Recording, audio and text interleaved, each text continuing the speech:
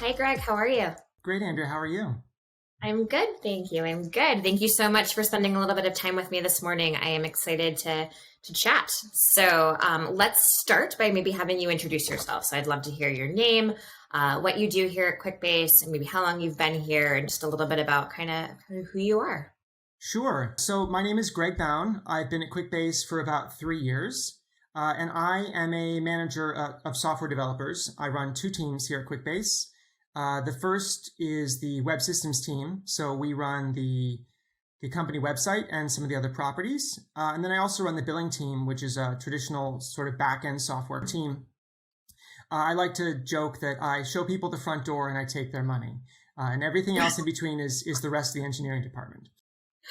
Oh my goodness, that's a great way of putting it. I get the visual. I get the visual there. It's amazing. Well, tell me a little bit about kind of your journey in technology. Is Quickbase kind of your first tech experience? Have you been in tech your whole career? I would love to know Yeah, more. I started off in college. I decided I didn't want to do tech because it was kind of the family business, and I wanted to do something else, and went down the road of doing literature. I did some German literature in college, and I was on the road to becoming a professor, and realized that there just aren't a lot of openings for literature and language professors around the country. And I saw some of my colleagues struggling. And at the time, the internet was shiny and new, and it was a way for me to break in. And I had some technology background, and so I was kind of self-taught along the way. So I picked up, the basic Web 1.0 stuff, and learned my way along the way, and joined an agency in the internet bubble. Learned about how companies grow and the startup industry and how companies collapse in the bubble. And joined another startup and just kept learning along the way. So I was at my second startup for about 14 years, which is way, way long in the technology sphere. It is. But I like to think that the company that I joined changed itself so many times over that 14 years. It was like working for three different companies as we went through like extreme growth and then some shrink during the recession, and then we were acquired. And so that whole business journey kind of helps along the way. Yeah. Yeah. It's interesting to kind of just watch kind of how companies transition. I know I worked for the opposite of a startup. I worked for a very large company, but I remember I had a friend who had been there for like 30 years or something.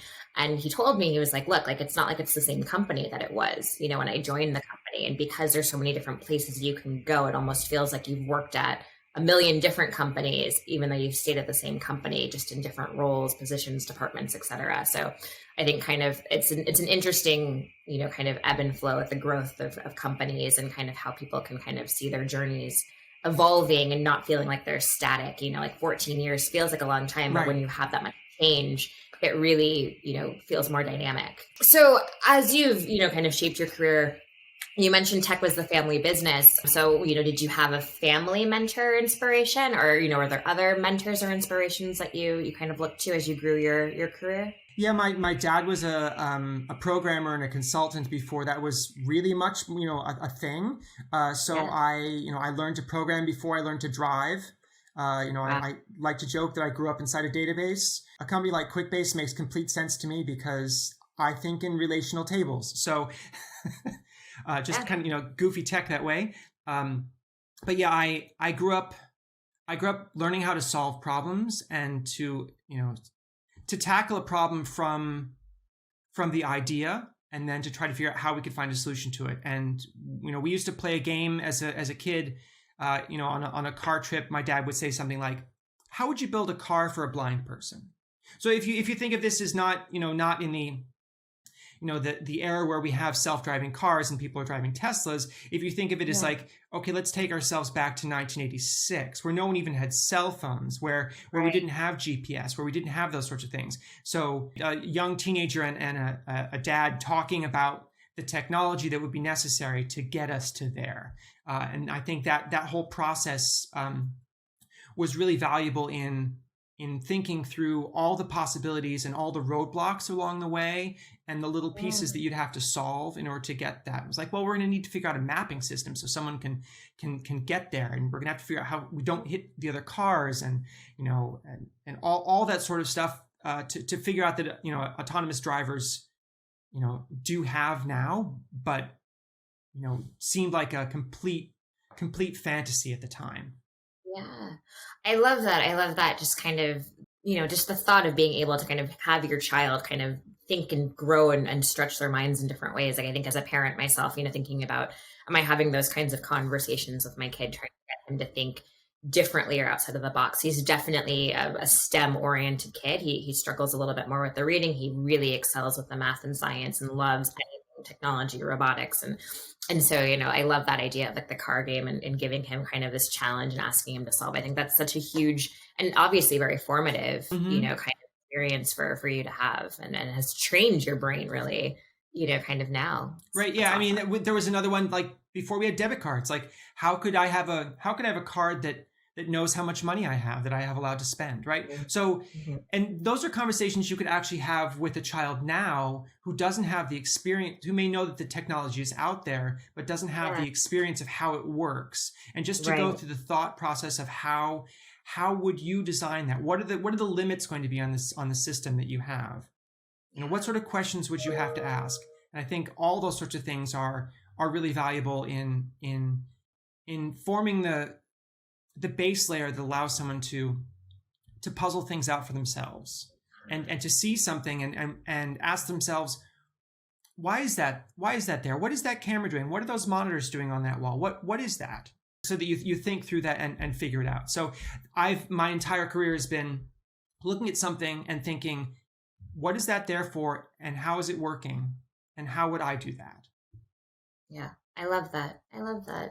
I think, many times like we just kind of accept things, that are just kind of put in front of us. We accept the status quo. We accept that this is a computer. This is what the computer does. And we don't necessarily think about, what else could it do, or how else could we solve this problem and think differently? So I guess, maybe this is a weird segue, but I think, just in terms of asking those questions and kind of disrupting maybe the status quo a little bit, we've been thinking a lot about kind of authenticity and thinking about, kind of how are we bringing our whole selves to work? We know that when you're authentic, when you have diverse cultures at work, that creates more innovation, but you also have to create the spaces for people to take those risks, to call things out, to ask the questions, right? And so I would love to know from you around authenticity, kind of what does authenticity mean for you in the workplace? How have you been able to be your authentic self at work, or, kind of where are there opportunities for us to be creating more, kind of authentic spaces? That's something I've been thinking about as well. And I've been kind of, thinking back through my history of jobs and history of different positions. And I think, even when you're at the same company for 14 years, you are going to be working with different groups and different people, and you have to bring your authentic self. It's not just on day one, but it's every day, and it's every person that you meet. You have to bring your authentic self. And sometimes that means reintroducing yourself to a bunch of people. Sure.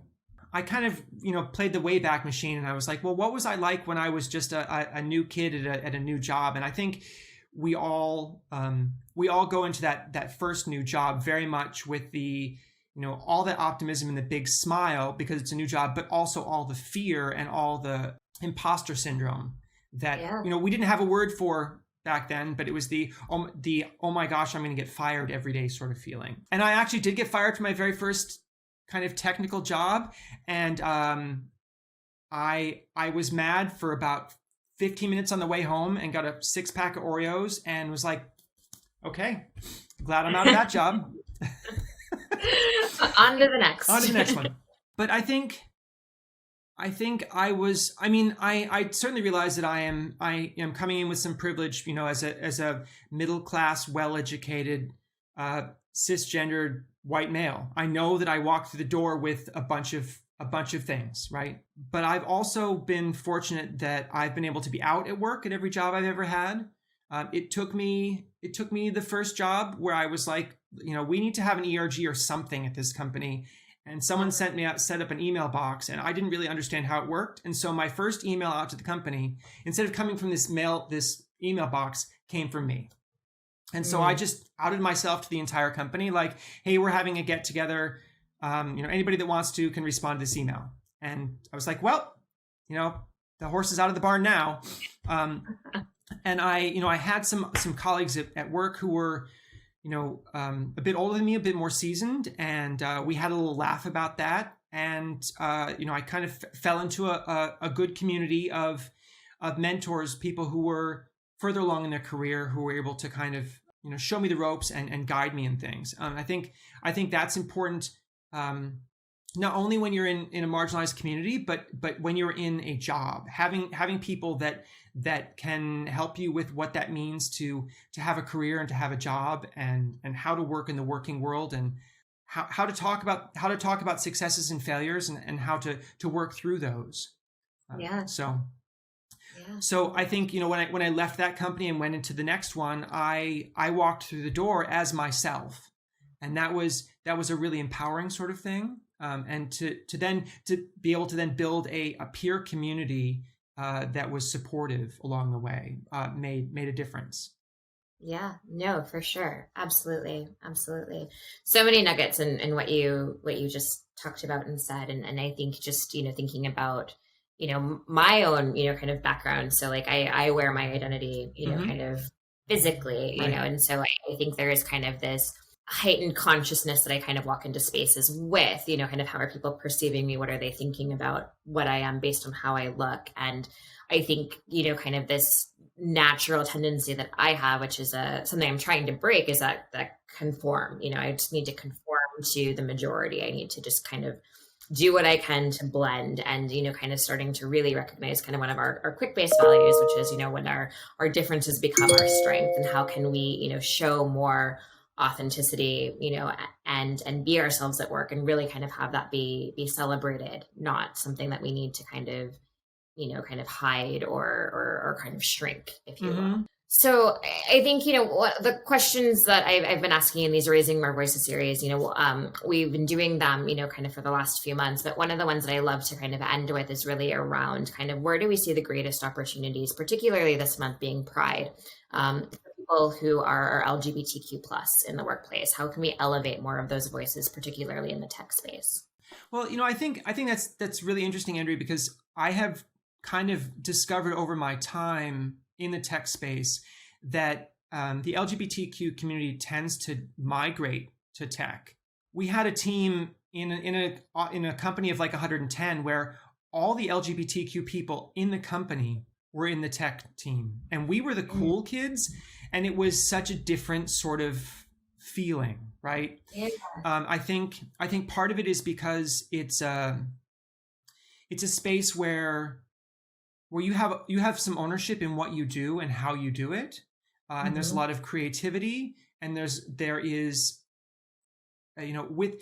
so much education that you can get on your own, so you can train yourself up, that some of the traditional the limits that might come to education about being able to go to the right school kind of fall away, because almost anybody can go to a web page where someone's going to explain how to do something or how to fix something, and there's a lot of very very low cost or free ways that you can get yourself started in technology. So I think having those barriers lowered is very helpful.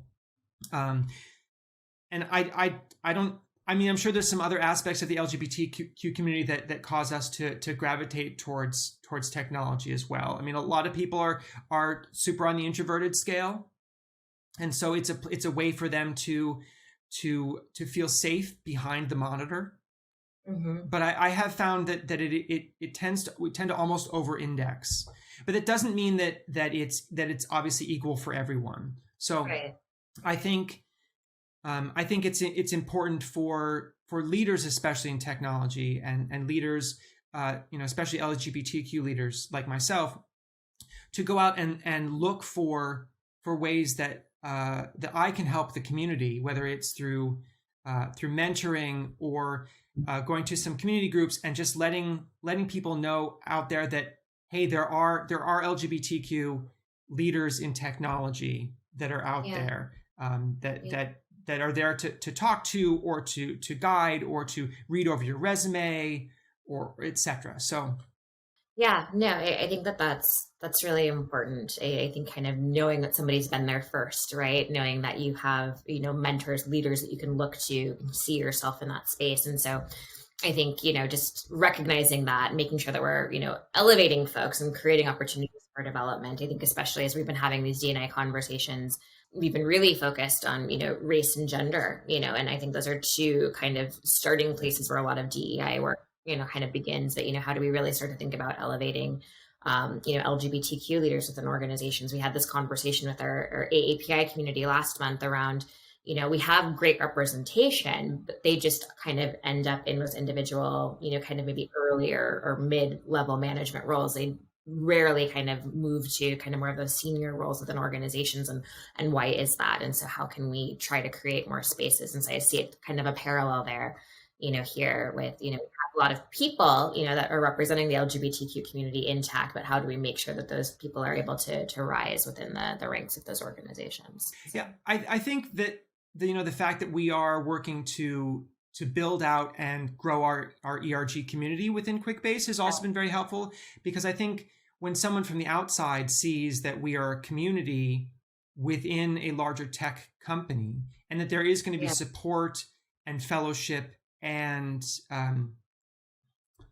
a society that they can turn to and see leaders and people that are peers within their social group. I think, and that goes, with any ERG. I think that it means that you're not going to be the only person in the room. Right. And I think that's really important, to feel that there's a sense of belonging. So. Yeah, I love that. Well, thank you, Greg. I appreciate your time today. I'm really excited to share this conversation with our community at large and really go from there. So thank you. Thank you, Andrea. I've really appreciated the time. Absolutely.